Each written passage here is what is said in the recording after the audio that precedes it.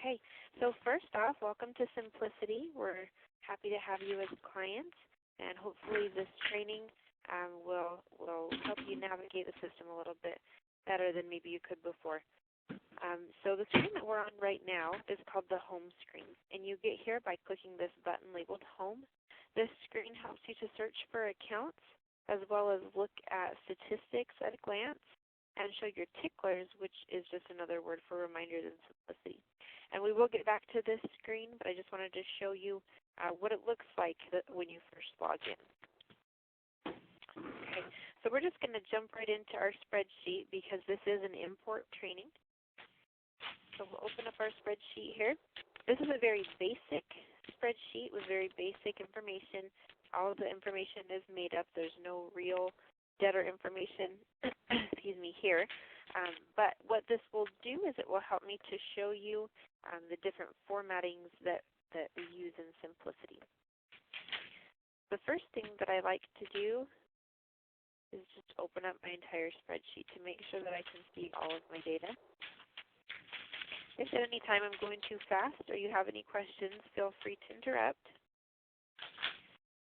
Just going to go excuse me, left to right with my columns and show you our formatting.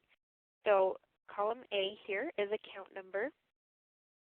Account number is an optional column in your spreadsheet. What the account number does is it identifies accounts in sequential order. If you do not import your own account number, Simplicity will assign one. The way that works is that this year it would be 2015-2015-0001 for your first account, and then it would go forward in that order. In 2016, then your new accounts will start with a prefix 2016. So we're going to import our own account numbers for the purpose of this training, but you are definitely able to omit that from your spreadsheet and have Simplicity generate one for you. Column B I have here, client name. Client name is a mandatory column in your spreadsheet. The client is whoever you're collecting on behalf of. So we have creditor and we have client. Client is the mandatory one between the two. Current balance due. This is one of our columns that we do format. So we're going to right click at the top, go down to Format Cells, click on Number, make sure that it has 2 decimal places, and click OK. So what this does is it ensures that the dollar amounts are in dollar format, and then if there are any dollar signs in this column, by formatting it as a number and not currency, it will remove the dollar sign as well. So your currency should be formatted in this way. We have address 1. We do also have the option in Simplicity to map to an address 2. So for example, this address here, if I wanted to split that up between 2 lines and have the apartment number on a second line, I would do a column for address 1 and a column for address 2 and put the apartment number in address 2. But we just have the address 1 on this particular spreadsheet. We've got city. Date needs to be the 2-character abbreviation. Zip code needs to be formatted, so we'll right click up at the top, go down to Format Cells, click on Special, and Zip Code.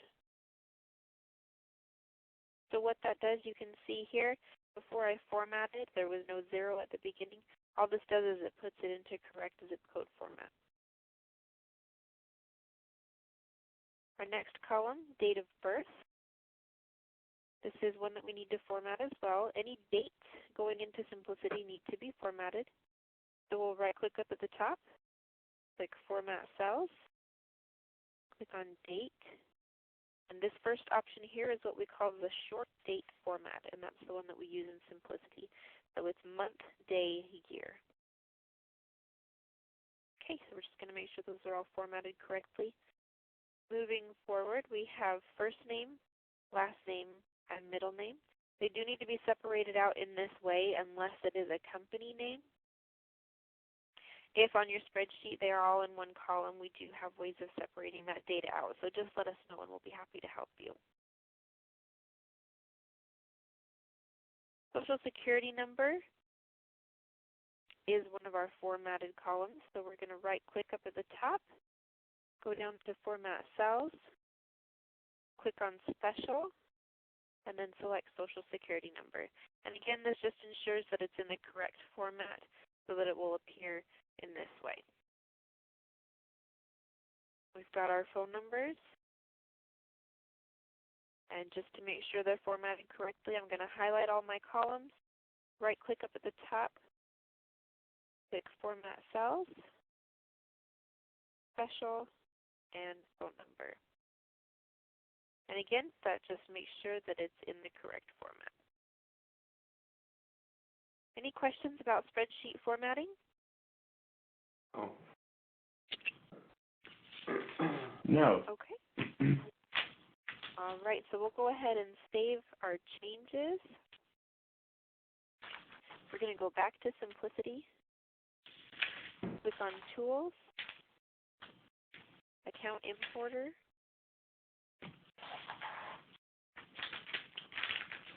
and then this here is step number 1. We're going to choose our file.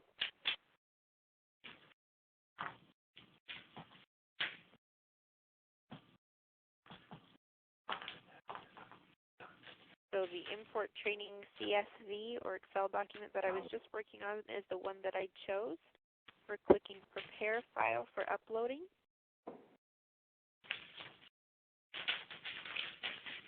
Okay, so we've completed step number 1 by uploading our document or our Excel spreadsheet.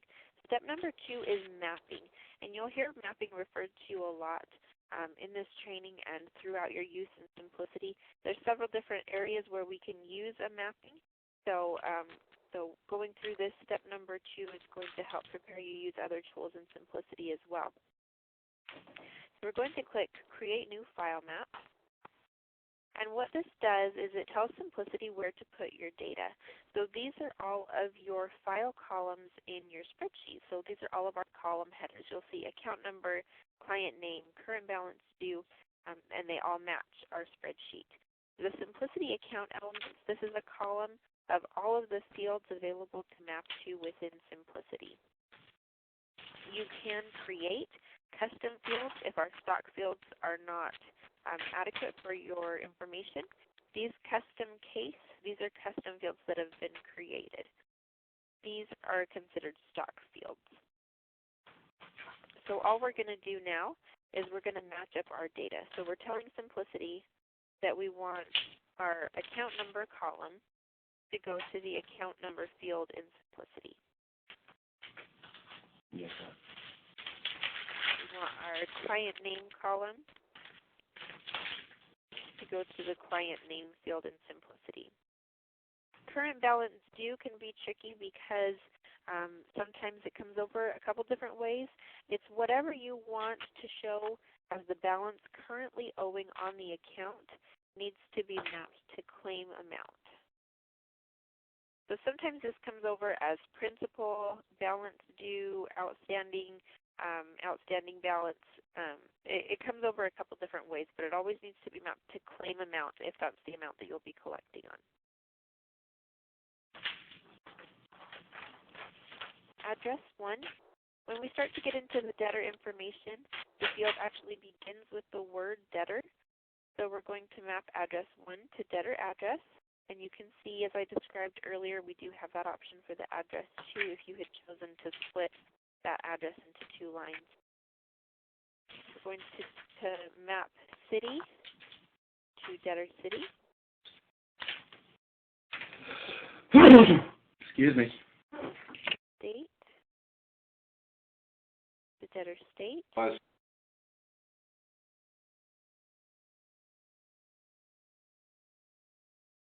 Zip to debtor zip.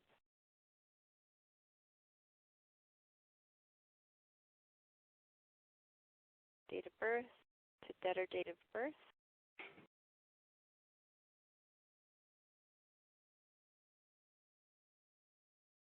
Debtor first name.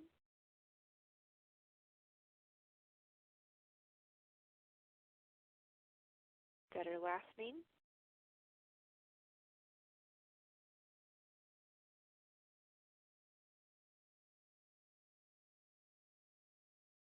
middle name.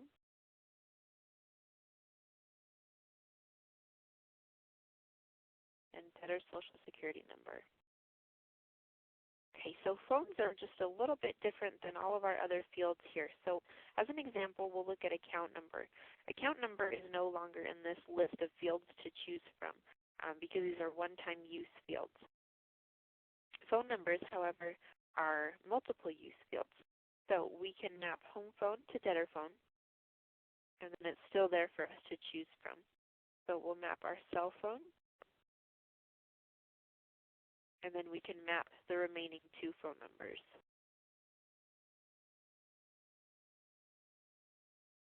Okay, so that is the mapping process.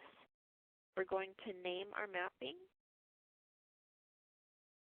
And usually when you name a mapping, it's going to identify the type of file it is. So if there's a client that continually sends you the same format of spreadsheet, you can actually reuse your mapping if the column headers are exactly the same as in the mapping.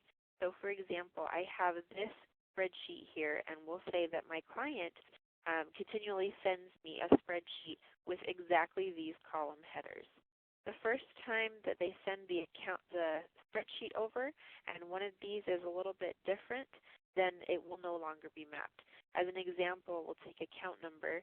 If account number now has account and then the number sign instead of spelling out the number, this field and column will no longer be mapped. It will be back in the file column.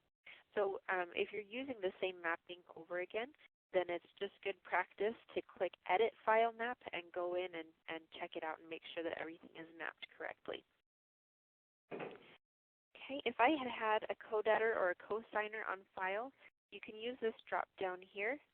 If I select one co-debtor, it gives me more stock fields to map to. So if I had a co-debtor, then there would still be information in my file column, and I would just map it to this co-debtor information here. We've got 2 options here. The first one, lump financial claims into a single account on records with matching debtor social security number and creditor name or account number. So when you have two records for the same debtor and they have the same social security number and the same creditor name, or the same social security number and the same account number, what this does is it lumps the financial claims onto a single account. So as an example, if we have this spreadsheet that we're working on now, we have 2 records or 2 claims for the same debtor. They have the same social and they have the same creditor name. So if I have this option checked, all of their claims are going to be lumped onto one account. The second option, do not link existing debtor on social security number. A new debtor will be created even if debtor with matching social security number exists. And what this means is that the same scenario we have on our spreadsheet, 2 records for the same debtor. They have all of the same information, the same social, same creditor name. If this option is checked, it will not lump the claims and it will treat it as 2 separate accounts. No link between the 2 at all. If we select none of these accounts, if we don't select either one, what will happen is that they will be treated as 2 separate accounts, but there will be a hyperlink on each account linking back to any corresponding cases. So if they have the same social security number, again, same scenario, we have a spreadsheet, the debtor has 2 records, they have the same social, but we choose not to mark either one of these boxes. There will be 2 different account numbers created with 2 separate accounts and 2 separate claims, but there will be a hyperlink on the account letting you know that the debtor has more than one account. And we do have an example of that on this spreadsheet, so once we've got it imported, I will show that to you. So we've named our mapping, and we've completed the mapping process. We've decided that we want to link accounts but not lump the claims. So now we're going to click Save New Mapping.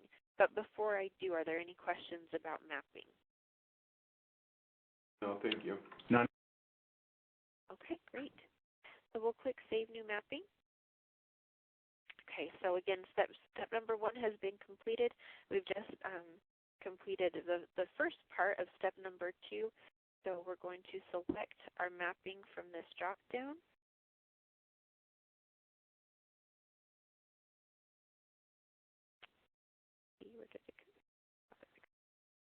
Okay, so again, if I had a client that sent over the same spreadsheet in the same format, just different data, I could reuse this mapping. If you need to edit the file map or make sure that everything is mapped correctly, you click Edit File Map and then Update Mapping.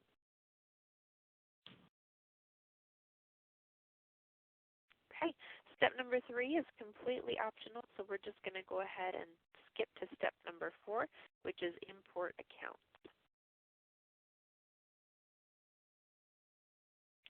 This info box here is a live counter. We only have 50 accounts on this particular spreadsheet, so it's not going to take long. But sometimes you have thousands of accounts that need to be imported, and it's nice to see where you're at in that process. Okay, so it says imported 50 of 50 accounts, which is wonderful. That's 100% success. If this had said something like 45 of 50 accounts, we would click on this results spreadsheet.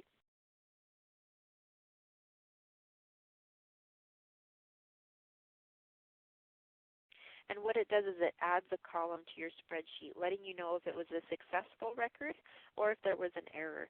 If there was an error, that error will be displayed in this column here.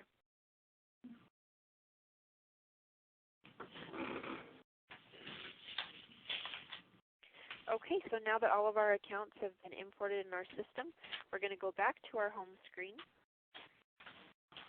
I'm going to click this blue search button here.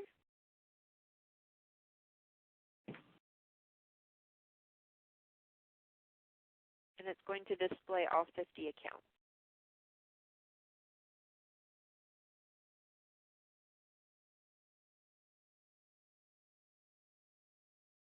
Okay, we do have a filter set available. So if you had a specific configuration that you wanted a collector to run each morning, you can set your filters, name your configuration, and then the collector can load it from this drop-down. This also works if you had a specific filter set that you needed to run for a batch of accounts. You can filter by import. So we've only got this one import in our pin right now, but if I had 5 or 10 and I needed to work on a specific batch, then you can filter by the import. Click Apply Filters, and it will only show you everything that was imported on that date. All of these filters are available for your use, either in the home screen or this is what we call our global search bar. This global search bar is available to you no matter where you are in Simplicity. So if you're in an account and need to go to your next account quickly without coming back to the home screen, you can type in the identifying information in this box or set your filters, click Search, and a list of accounts will pop up to the left of your screen.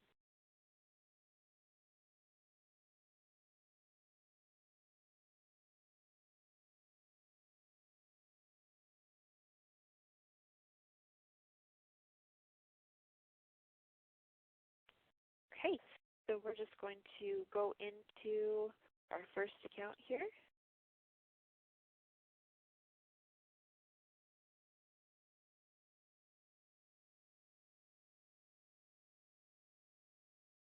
Okay, so this is what an account looks like, whether you imported or whether you manually created a new account.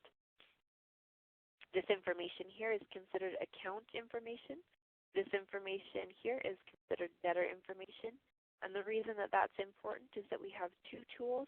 We have our account updater and we have our debtor file updater. These tools are meant to update existing accounts, and depending on what information and what fields need to be updated will determine which tool that you use.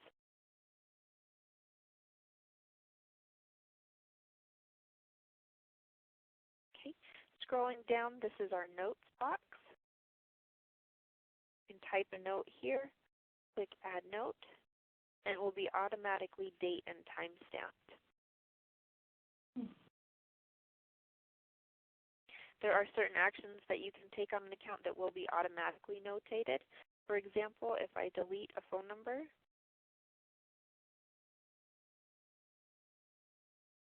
it will automatically notate that I did that.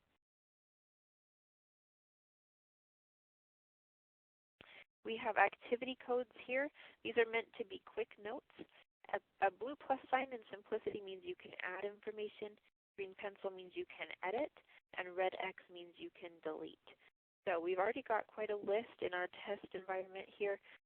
So I'll select one of these, click Add Activity Code, and it will add that note for me.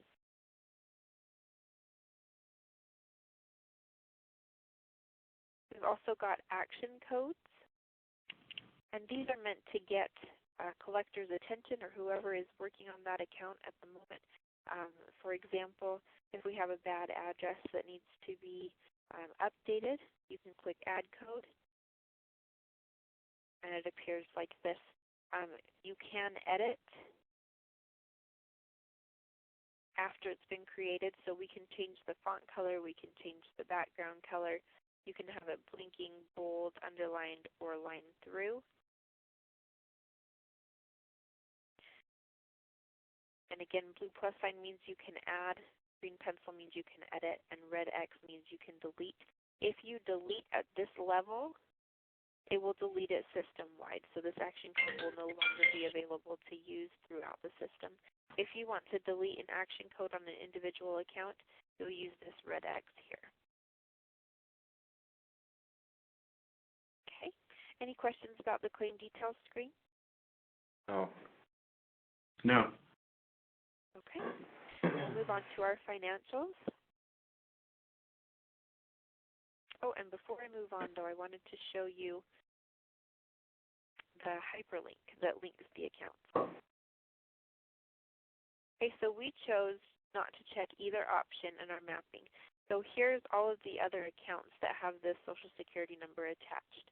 So if we click on one of these hyperlinks, it's going to take us directly to the one of the other accounts with the same social. Can you link the accounts after the fact? You can. Yep, we have a tool, and it is the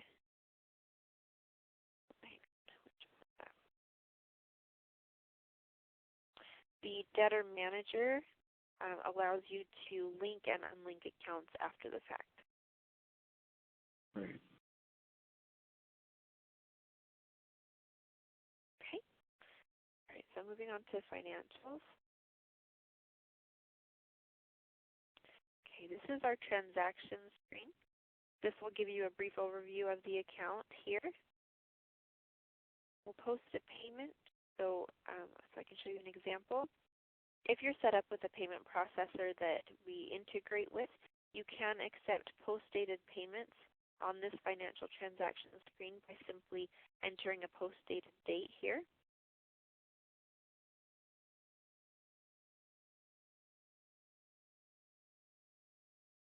Okay, a note or a check is optional. You can have up to 2 co-collectors, but otherwise we're just going to click Insert Transaction. Our test environment is linked to QuickBooks, and so if you're not, you won't see this message. Okay, so this is the way that a cash payment appears. It shows the amount and it shows the balance at the end. You can see the total payments in this field here, and then it will show you an updated balance as well. You can also print a statement of the account, and all that is basically all of this information just in printed format.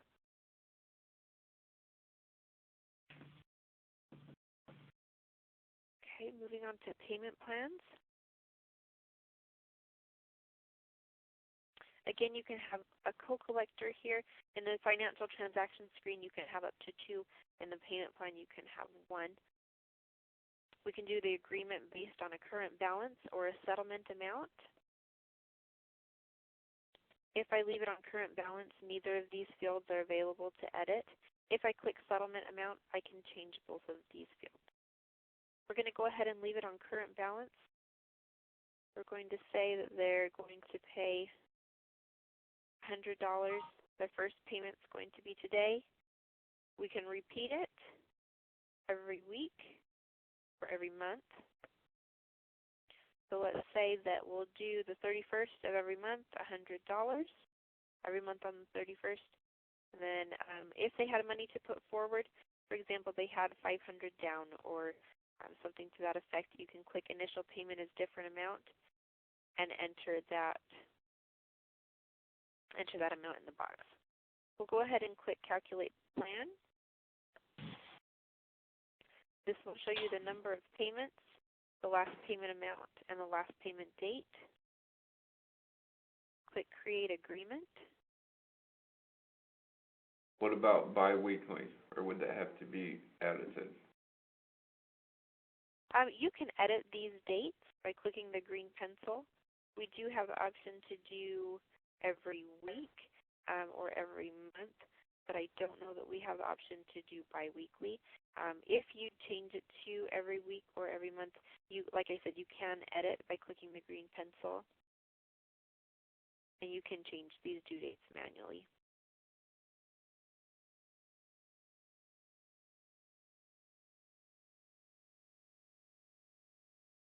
Okay, so we have a partial payment that was made today because it's what we entered in our financial transactions screen. It tells us the date was paid and tells us that it was a partial payment. Because we said that they have the initial payment is a different amount, they're willing to pay $500 for their first payment. That will show here. All of the other recurring payments will show in a list here. If, again, you are set up with a payment processor that Simplicity integrates with, you can accept recurring payments. If you are using your own payment processor, or you're doing cash payments, something to that effect, you can use Ticklers to set reminders for those payment dates. Because you can do recurring Ticklers as well, so you can set them to correspond with your payment dates. So Ticklers is just another word for reminders in Simplicity. We have quite a list generated here, but if you are brand new to the system, you won't have any in your list, so you can click the blue plus sign and add those. If a description is edited or deleted at this level, again, it will delete it system-wide. So for example, if I select this callback tickler and I click this red X, this callback tickler will be deleted system-wide no matter which account it's set on, and will delete the description from the system. So when we insert a new tickler,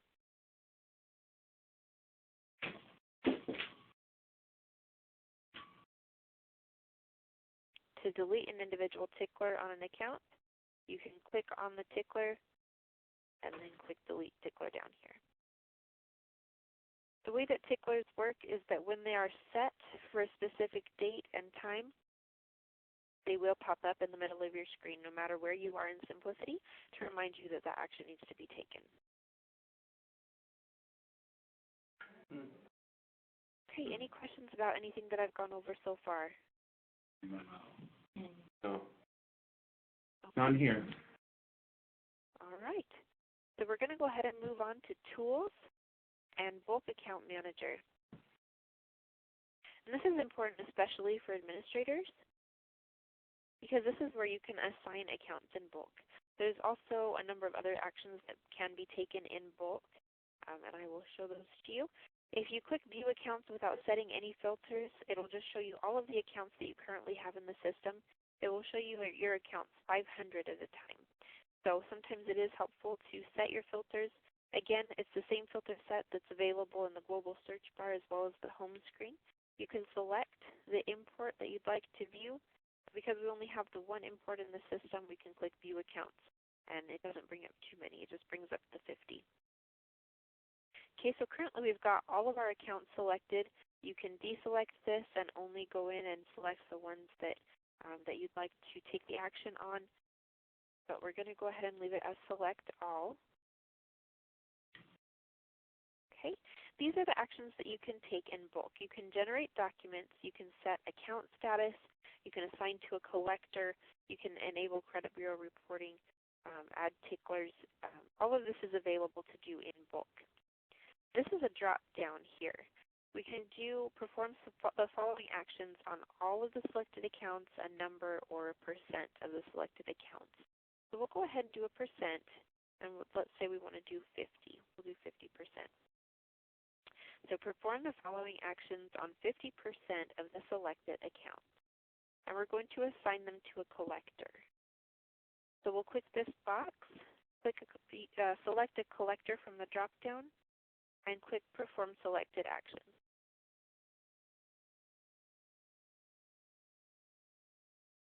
Okay, so the way that this works is it just takes it from the top down. It doesn't randomize, it just goes from top to bottom.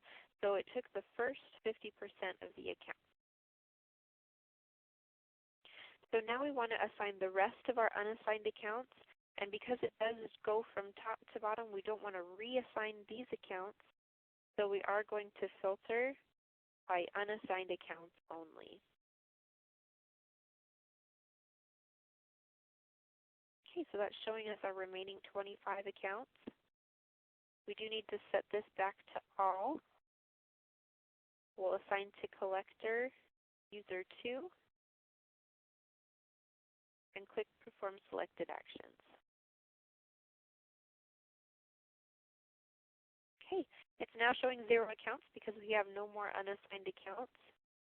So if we go back to our home screen,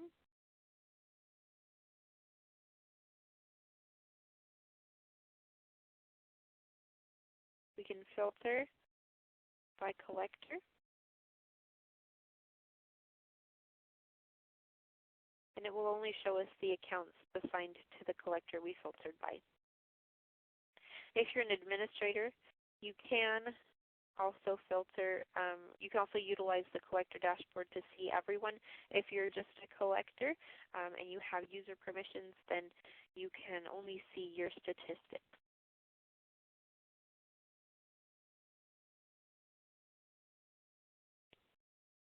So again, an administrator would be able to click on the company and be able to see the overall results. Okay, so our ticklers, if we had any ticklers set, you can filter your ticklers as well: overdue, due today, due in the future, or completed. You can export these ticklers to an Excel spreadsheet, or you can show them in a new window, which will bring them up in a separate internet browser window. It just helps you to not have to navigate back to the home screen every time you need to look at that. Okay, any questions about the bulk account manager or the home screen? No. No. Okay. All right, so the next thing we'll be looking at then is settings and collectors and employees. Only administrators have access to this screen, but this allows you to limit access hours, limit access control. Because Simplicity is a web-based program, you can access it from any web-enabled device. So you can access it from a tablet, a laptop, a smartphone, anything to that effect. So if you wanted to limit access to one computer, say in the office, you can add an IP address to their restrictions, and then that's the only place that a collector would be able to access Simplicity from. Okay, we have several user groups. And to access user groups and to change permissions, you can go to Settings and Manage User Groups. By clicking on this gear icon, you can see the permissions that a user has. Anything that is checked means that it is available to view. Anything that is not checked means that they do not have access. So if I click on a user, you can see they have very limited permissions. And all of this can be edited by an administrator. So I can take away or add as many permissions as I see fit. If I click on super user, they have slightly more permissions. and an administrator has access to everything. These are custom user groups, and you can add a new group at any time. So potentially, if you needed to have different permissions for each one of your collectors, you could do that here.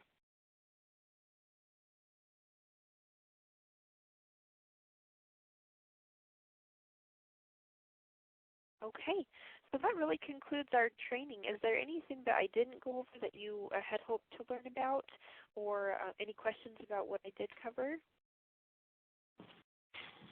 I have a question. Sure.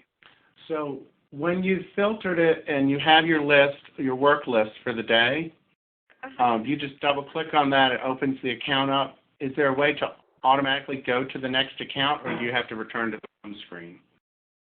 You wouldn't have to return to the home screen, but what we can do, I'll show you how most of our clients use this.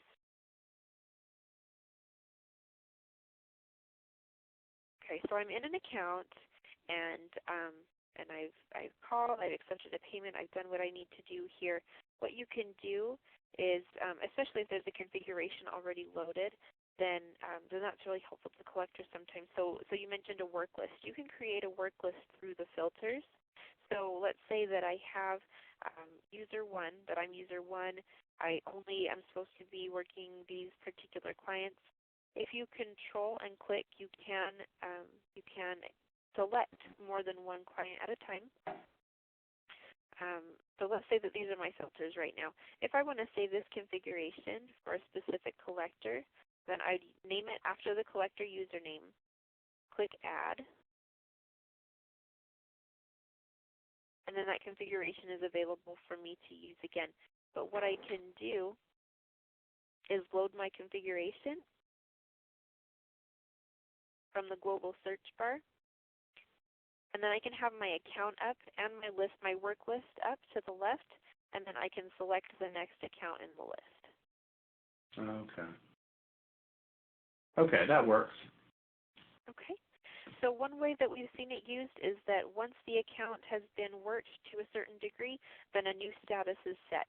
So then you can filter by status. And so, for example, when you import, it defaults to General New Import. So in my configuration, I could add the status General New Import.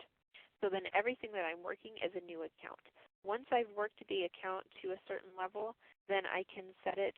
For example, we have a client that uses 3 phases. They do phase 1, phase 2, and phase 3. So phase 1, so they have new import, and then once the account's been called on, they switch it to phase 1. Once something else has been done, it's phase 2 and then phase 3, so that you're not continually seeing the same accounts in your work list.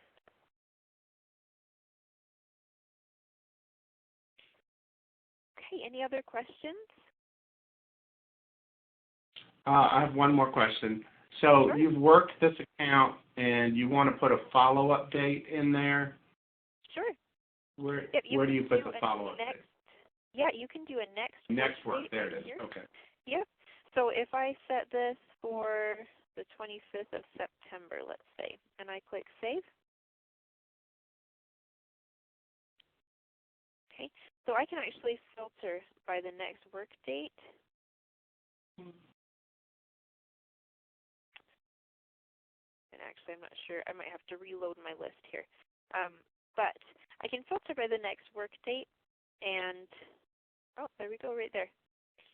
So you can actually work these in date order, or you can even filter by next work date. Gotcha. Okay. Okay, any other questions? Are there more training sessions scheduled or that we can take? This is the initial training session. We do have other trainings that we can help you on, but really after this, it's one-on-one training, and so there's not any more group trainings or anything that is on a specific schedule. What we can do is find out what times work good for you and what features you'd like to know more about, and we can set up a training with one of our representatives. For example, document generation is a training in and of itself because it takes about half an hour to 45 minutes to really go through the whole thing. So if you'd like to set up something like that, we can definitely do that for you. If you just need a general overview or, excuse me, a follow-up training, then we can schedule that as well. We can pretty much accommodate whatever you'd like to request. Okay. Do we tell you now, or do we go through our salesperson? You can reply in the ticket.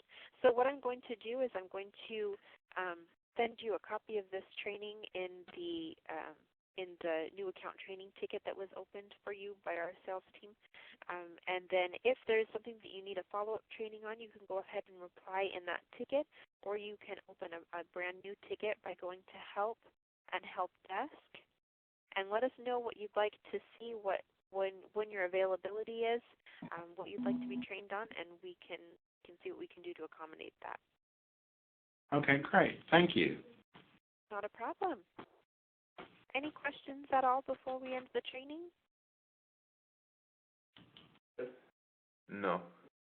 Okay, well, wonderful. None here. Well, I hope that this has been informational and that you've learned a lot, and that you can take this information and use it to the full capacity. So, again, if there's any questions, feel free to give us a call at our 866 number, and you can also submit a help desk ticket. Thank you. Great. Not a problem. Thank you so much. No problem. Bye-bye. Have a wonderful day. You too. Bye-bye.